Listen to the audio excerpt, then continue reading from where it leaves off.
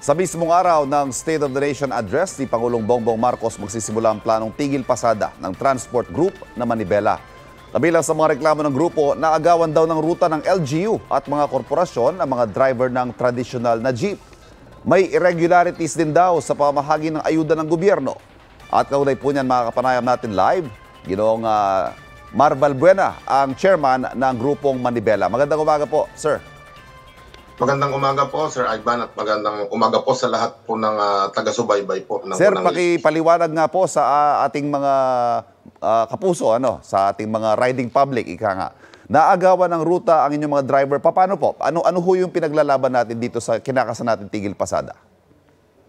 Sir Ivan, sa pag-ikot natin sa mga iba-ibang lugar, nalaman natin na yung pag-aaral po dun sa route rationalization o dun sa LPTRP, yung mga na-rationalize na po na mga ruta, karamihan po dito, ina-award po, yung mga magaganda, malalaking ruta, ina-award po doon sa mga LGUs o doon sa mga mayors, congressman po na may kakayanan po talaga na may mga credit line sa mga bangko. So kahit po puro modern jeep na po ito, yung tumatakbo sa mga ruta na to? Opo, mga minibus po, Sir Ivan. Okay. So, wala na ho kaming kalaban-laban dyan kapag ka po yung mga ruta, mga fixed na ruta, inaward na po doon sa mga LGUs o malalaking korporasyon. Ano pa po ang laban namin doon, Sir Ivan?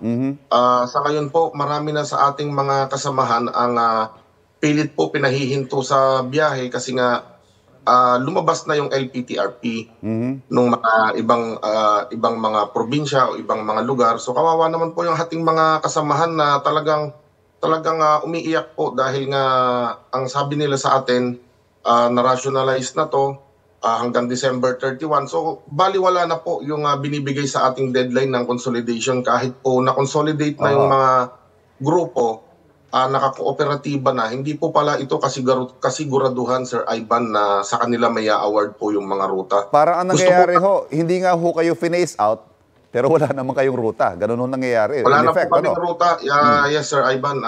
Ayaw natin na dumating ng December 31 na itong mga na-rationalize na to sa kanila lang po i-award. Ito ho ba hindi na pag-usapan with DOTR at LTFRB nung una hong lumutang itong issue ito ng rationalization? Wala pa po akong idea that time na ganyan po ang nangyayari, Sir Ivan. Pumutok na lamang yan nung may mga imbitasyon sa atin. Kahit saang region po, may mga ganyan, Sir Ivan. So gusto natin na magkaroon po ng pagdinig sa Senado o sa Kongreso para malaman natin kung kanino ba talaga inaward lahat itong mga to. I-audit natin yung mga rutang na-rationalize na. Ilan dyan ang napunta sa LGU, sa mga mayors, sa mga congressman, at yung mga nakatago pa na mga ruta na hindi nila inilalabas sa public pero tinatakbuhan na ng mga modern itong mga minibus po na ito. Na inagaw po talaga yung mga ruta. Dinuplicate po yung ruta. Gaano karami ang mga apektadong miyembro nito at sila ho ba'y desidido na mag-participate, lumahok dito sa tigil pasada? Actually, Sir Ivan, sa kanila po nanggaling itong idea din na to kasi nga tuwing pupunta sila doon sa city mayor, talagang kitang-kita natin yung pagkabayas po. Talagang minsan hindi sila hinaharap ng syudad kasi nga guilty po yung mga nilalapitan nila dahil nga sa kanila na award. Depende ho yan sa laki ho siguro ng budget nila. Okay, so ano ho ang ma-expect nating senaryo sa mismong July 24, araw ng SONA at yung araw din ng inyong tigil pasada? Mapaparalisa ho ba ang transportasyon sa Metro Manila o sa mga lugar? Opo, Sir Ivan, maasa tayo na lahat po ng ating mga kasamahan ngayon na nag-join na sa Manibela, makikiisa po lahat itong mga ito kasi sila po talaga ang pinaka-apektado, Sir Ivan. May mga nag-reach out na ho ba mula sa mga ahensya ng gobyerno para pag-usapan ito at hindi nyo ituloy ang inyong plano? Sir Ivan, ito nga po yung nakakatawa. Nanawagan tayo ng resignation ng dalawang pinakamataas po doon sa DOTR at sa LTFRB. Nagtuturoan po sila kung sino yung sasagot.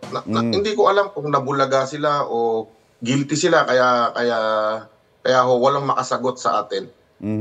Bakit ho isasabay nyo sa July 24 sa SONA yung inyong tigil pasada?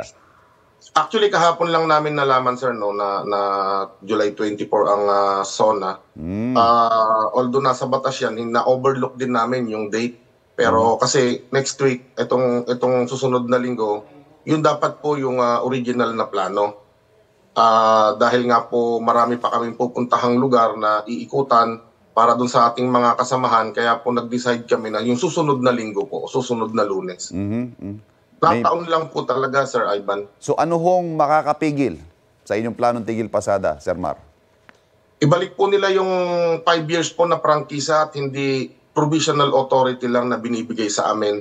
At i-award nila sa mga original po na stakeholders o mga nasa transportation yung mga ruta po na talagang tinatakbuhan na po namin at huwag pong masagasaan. And of course, bukas pa po kayo sa dialogo, ano?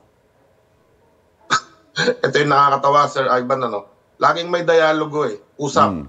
Sasabihin nila, pwede ba tayong mag-usap? Usap lang, pero hindi natin susolusyonan yung problema. So nakakasawa pong pakinggan yan, Sir Ivan. Okay. Maraming salamat po sa pagpapaunlak. Ginoong Mar Balbuena, chairman ng Grupong Manibela. Maraming salamat po, Sir Ivan, at mabuhay po kayo. Samantala mga kapuso, tumanggi muna magpaunlak ng panayam ang LTFRB tungkol sa planong transport strike. Pinag-uusapan pa raw ng kanilang mga opisyal ang mga isyong binanggit ng Manibela. Kapuso, mauna ka sa mga balita. Panoorin ang unang balita sa unang hirit at iba pang award-winning newscast sa youtube.com/GMA News. I-click lang ang subscribe button. Sa mga kapuso naman abroad, maaari kami masubaybayan sa GMA Pinoy TV at www.gmanews.tv.